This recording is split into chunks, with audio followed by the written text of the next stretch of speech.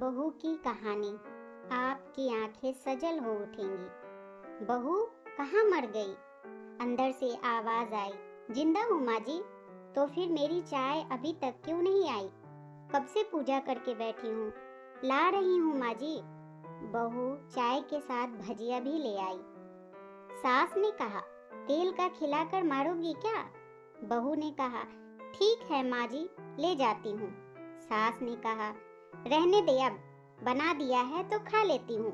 सास ने भजिया उठाई और कहा, कितनी गंदी भजिया बनाई है तुमने।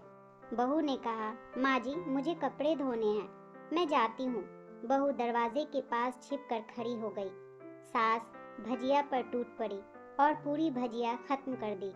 बहू मुस्कुराई और काम पर फिर से लग गई। दोपहर के खाने का वक्त हुआ। सास ने फिर आवाज लगाई, कुछ खाने को मिलेगा? बहू ने आवाज नहीं दी। सास फिर चिल्लाई, भूखे मारोगी क्या? बहू आई, सामने खिचड़ी रख दी। सास ने गुस्से से कहा, ये क्या है? मुझे इसे नहीं खाना, ले जाओ। बहू ने कहा, आपको डॉक्टर ने दिन में खिचड़ी खाने को कहा है, खाना तो पड़ेगा ही। सास मुंह बनाते हुए, हाँ तू मेरी माँ बन जा। बहू फिर मुस्कुराई और चली गई। आज इनके घर पूजा थी। बहू सुबह 4 बजे ही उठ गई। पहले स्नान किया, फिर फूल लाई, माला बनाई, रसोई साफ की, पकवान और भोजन बनाया। सुबह के 10 बज गए। अब सास भी उठ चुकी थी। बहू अब पंडित जी के साथ भगवान के वस्त्र तैयार कर रही थी। आज ऑफिस की छुट्टी भी थी। उसके पति घर पर थे। पूजा शुरू हुई। सास चिल्लाती हुई बोली, बहू ये नहीं है, वो नहीं है। बहू दौड़ी दौड़ी आती और सब करती। अब दोपहर के 3 बज गए थे। आरती की तैयारी चल रही थी। पंडित जी ने सबको आरती के लिए बुलाया और सबके हाथों में थाली दी। जैसे ही बहू ने थाली पकड़ी, थाली हाथों से गिर पड़ी। शायद भोज बनाते हुए बहू के हाथों में तेल लगा था, जिसे वो पोंछना भूल गई थी। सारे लोग तरह तरह की बातें करने लगे। कैसी बहू है, कुछ नहीं आता, एक काम भी ठीक से नहीं कर सकती, ना जाने कैसी बहू उठा लाए। एक आरती की थाली भी संभाल नहीं सकी। उसके पति भी गुस्सा हो गए, पर सास चुप रही, कुछ नहीं कहा, बस यही बोल के छोड़ दिया, सीख रही है, सब सीख जाएगी धीरे धीरे। अब सबको खाना परोसा जाने लगा। बहू दौड़ दौड़ के खाना देती, फिर पानी लाती। करीब 70 से 80 लोग हो गए थे। इधर 2 नौकर और एक बहू अकेली। फिर भी वह सारा काम बहुत ही अच्छे तरीके से करती। अब उसकी सास और कुछ आस पड़ोस के लोग खाने पर बैठे। बहू ने कहा, खाना परोसना शुरू किया। सबको खाना दे दिया गया। जैसे ही पहला निवाला सास ने खाया, तुमने नमक ठीक नहीं डाला क्या? एक काम ठीक से नहीं करती, पता नहीं मेरे बाद कैसे ये घर संभालेगी। आस पड़ोस वाले को तो जानते ही हो ना साहब, वो बस बहाना ढूंढते हैं नुक्स निकालने का। फिर वह सब शुरू हो गए, ऐसा खाना है, ऐसी बहू है, ये वो वगैरह वगैरह। दिन का खाना हो चुका था। अब बहू बर्तन साफ करने नौकरों के साथ लग गई। रात में जगराता का कार्यक्रम रखा गया था। बहू ने भी 1-2 गीत गाने के लिए स्टेज पर चढ़ी। सास जोर से चिल्लाई, मेरी नाक मत कटा देना, गाना नहीं आता तो मत गा, वापस आ जा। बहू फिर मुस्कुराई और गाने लगी। सबने उसके गाने की तारीफ की, पर सास मुंह फुलाते हुए बोली, इससे अच्छा तो मैं गाती थी जवानी में, तुझे तो कुछ भी नहीं आता। बहू फिर मुस्कुराई और चली गई। अब रात का खाना खिलाया जा रहा था। उसके पति के ऑफिस के दोस्त साइड में ही ड्रिंक करने लगे। उसका पति चिल्लाते हुए कहता है, थोड़ा बर्फ लाओ, तो सास इधर चिल्लाती, यहाँ दाल नहीं है। फिर चिल्लाता, कोल्ड ड्रिंक नहीं है, पापड़ ले आओ। इधर उधर आखिर में उसके पति की शराब गिर पड़ी उसके एक दोस्त पर और बोतल टूट गई। पति गुस्से में 2 झापड़ अपनी पत्नी को लगाते हुए कहता है, जाहिल कहीं की, देखकर नहीं कर सकती, तुझे इतना भी काम नहीं आता। सारे लोग देखने लगे। उसकी पत्नी रोते हुए कमरे की तरफ दौड़ी। फिर उसके दोस्तों ने कहा, क्या यार, पूरा मूड खराब कर दिया। यहाँ नहीं बुलाया होता, हम कहीं और पार्टी कर लेते। कैसी अनपढ़ गंवार बीवी ला रखी है तूने। उसे तो मेहमानों की इज्जत और काम करना भी नहीं आता। तुमने तो हमारी बेइज्जती कर दी। अब आस पड़ोस की औरतों को और बहाना मिल गया था। वो कहने लगी, देखो क्या कर दिया तुम्हारी बहू ने, कोई काम की नहीं है। मैं तो कहती हूँ अपने बेटी की दूसरी शादी करा दो और छुटकारा पाओ इस गंवार से। सास उठी और अपने बेटे के पास जाकर उसे एक थप्पड़ मारा और कहा, अरे नालायक, तुमने मेरी बहू को मारा, तेरी हिम्मत कैसे हुई, तेरी टांग तोड़ दूंगी।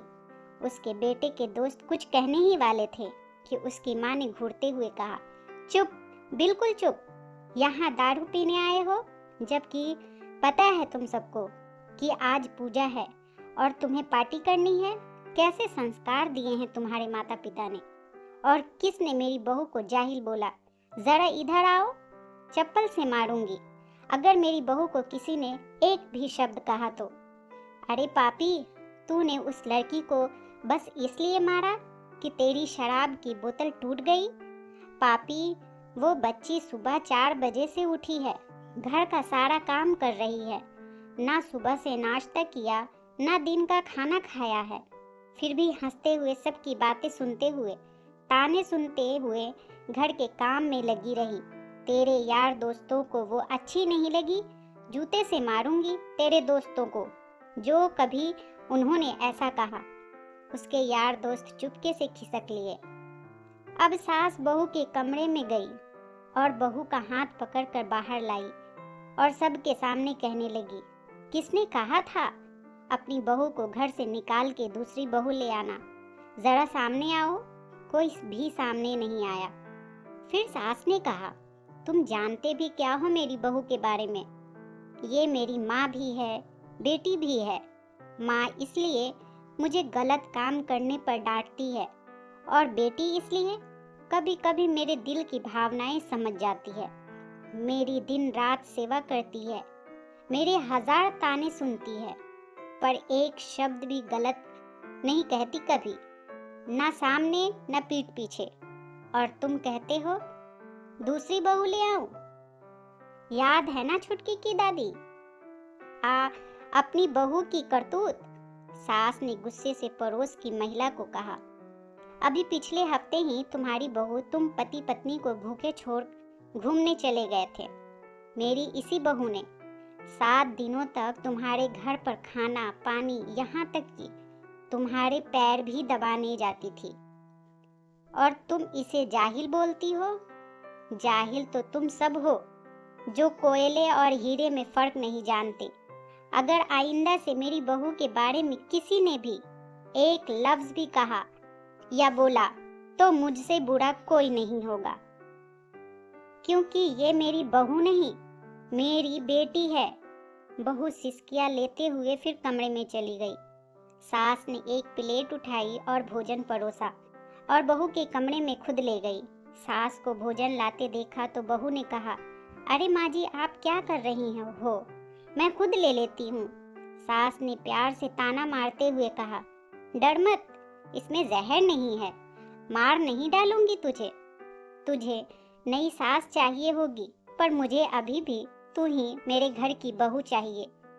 बहू ने अपनी सास को रोते हुए गले से लगा लिया। सास भी रो दी पहली बार और कहा, चल खाना खा ले। फिर मजाक करते हुए कहा, फिर मेरे पैर भी दबाने हैं, चले आना। और ये ख्याल मन में मत लाना कि सास पैर बोलती है तो किसी दिन मैं इसका गला दबा दूंगी, क्योंकि कभी मैं भी यही सोचती थी। दोनों सास बहू खूब हंसने लगती हैं। दोस्तों, कुछ रिश्ते बहुत ही मीठे होते हैं, बस बातें थोड़ी कड़वी होती है।